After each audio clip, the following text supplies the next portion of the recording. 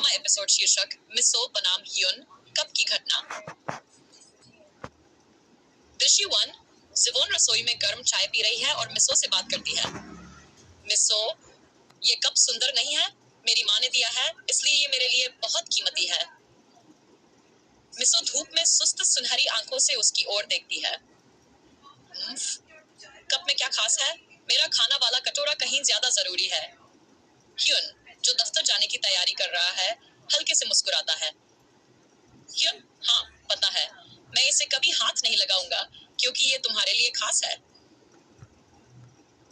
मिसो हल्के से अपनी पूंछ हिलाती है। बिल्कुल, तू इसे हाथ नहीं लगाएगा, लेकिन तू हमेशा कुछ न कुछ गड़बड़ करता ही है।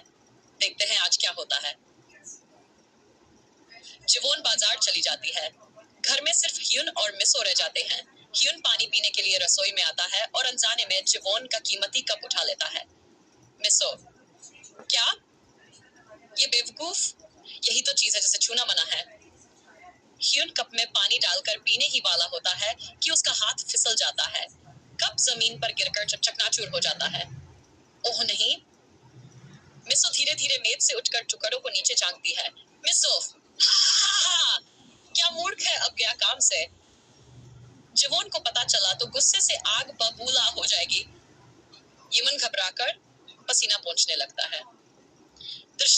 ह्यून तुरंत वैक्यूम क्लीनर निकालकर टुकड़े साफ करता है। वह सोचता है नया कप खरीदना होगा। हे भगवान, बस जिवोन को पता न चले। लेकिन तभी मिसो अचानक नीचे कूदती है और एक टुकड़े को पंजे से ठेल देती है।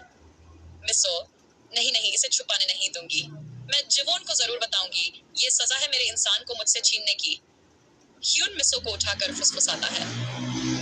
अरे प्लीज चुप रहो, मैं हाथ जोड़ता हूँ। ऋषि, जिवोन बाजार से लौटती है। ह्यून, मिसो, मैं आ गई। मिसो ह्यून की बाहों से निकलकर सीधे दरवाजे तक दौड़ती है। मीठी आवाज में म्याऊ करती है। आखिरकार मेरी इंसान आ गई। अब बड़ा राज खोलने का समय है। जैसे ही जिवोन रसोई में जाती है, मिसो टूटे कप वाली जगह की तरफ दौड़ जाती है। म्याऊ म्याऊ, हैं? यहाँ पानी क्यों गिरा है? और मेरा कप कहाँ है? ह्यून का चेहरा पीला पड़ जाता है। वो मैं गलती से हाथ से फिसल गया। क्या? वो कप मेरी माँ ने दिया था। जिवोन सोफे पर बैठकर गहरी सांस लेती है। ह्यून उसके पास बैठकर सिर झुका देता है। ह्यून, मुझे सच में बहुत अफसोस है। मैं बिल्कुल वैसा ही कप ढूंढ कर ले आऊंगा। जिवोन सिर हिलाती है। वो कभी बदल नहीं सकता, वो अनोखा था। मिसो सोफे पर कूदकर जिवोन के बगल में बैठ जाती है। सही किया, ये तेरी सजा है ह्यून, मेरी इंसान को मुझसे छीनने की। अब जिवोन सिर्फ मुझे देखेगी। लेकिन जब मिसो देखती है कि ह्यून सचमुच बचता रहा है, तो उसके मन में थोड़ी नरमी आ जाती है। खैर, ये जिवोन को हंसाता तो है। शायद आज रात थोड़ी देर इसकी गोद में लेट जाऊं। आखिरकार जिवोन थोड़ा शांत होती है और ह्यून के लिए खाना बनाती है, लेकिन माहौल अब भी अजीब है। बाद में ह्यून अकेले सोफे पर बैठा होता है। मिसो चुपके से उसके पास जाकर उसकी गोद में लेट जाती है।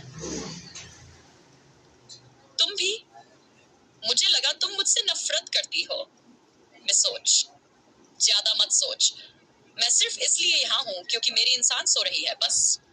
ह्यून धीरे से उसके बालों को सहलाता है और मिसो भले ही दिखावे में अनदेखा करे, लेकिन आंखें बंद कर संतोष से गुनगुनाने लगती है। ह्यून, तू मूर्ख है, लेकिन तू जिवोन को हंसाता है। फिर भी ये याद रखना, उसकी पहली पसंद हमेशा मैं